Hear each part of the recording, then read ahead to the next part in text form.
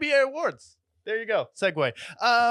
First of all, Nikola Jokic, the MVP, the most controversial MVP maybe in history, where you literally have Shaquille O'Neal tell him to his face, yeah, you weren't the MVP this year. I don't think you deserved it. It was SGA. I'm like, wow. It's not like it was, whoa, SGA was clearly the MVP this year. Chet Holmgren and Jalen Williams, his second best player, like one of his second best players got hurt, where Jokic carried the Nuggets this season with Jamal Murray missing some time, who's their second best player. You know what it is? Every single year, the NBA has a narrative, and we know this. That's why for most of the 2010s, it wasn't just LeBron winning MVPs, even though efficiency-wise and stat-wise, he was qualified for MVP every year. That's why Steph didn't win it after he won back-to-back MVPs. That's why Kevin Durant didn't win multiple MVPs when all three of them were at the peak of their powers. That's why you saw Russell Westbrook win when he won the year that he had the triple-double. Yeah, that's why we saw James Harden. You know, this time around, the MVP, we had, let's remember the last 4 years, right? We had Nikola Jokic win back-to-back seasons, and he was on the quest for winning his third consecutive MVP. And people started to ask around the NBA, is Nikola Jokic, is he deserving of 3 consecutive MVPs? I mean, no one's won 3 consecutive MVPs since Larry Bird in the 80s. Yeah. Is he that good? I don't know. I think we should give it to somebody else. Joel Embiid, he's good at basketball. Let's give it to Joel Embiid. And then the playoffs happened.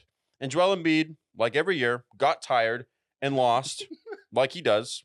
Very tired. What happened?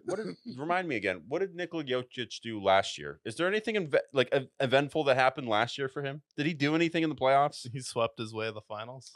Oh, that's right. He swept his way to the finals, and he won finals MVP before he went back to Serbia to play with his horses. So their apology to him is saying, you know what? We're sorry we didn't give you 3 consecutive MVPs. Tee-hee, silly us, City Adam Silver, and his bald-ass head. Let's give him another MVP. He has 3 MVPs now, which brings him in elite company. I believe he's only the 9th player in NBA history to have 3 consecutive MVPs, or 3 MVPs in general, because, you know, they ruined that for him. Yeah. But that's why he won MVP. Yeah, and the stupidest part about sports is makeup calls.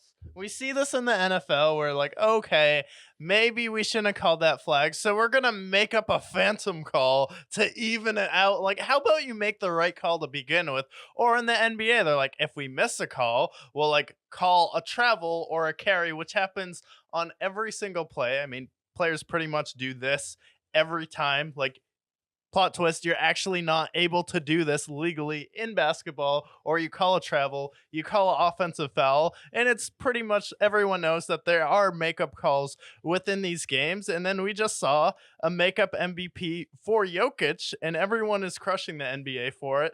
But you also see these narratives where you have regular season awards applied to players based on what they've done in the playoffs. And now it's not necessarily based on what they've done in the playoffs, but last year it was, can we give Nikola Jokic the MVP 3 straight years if he hasn't even won the title yet? No.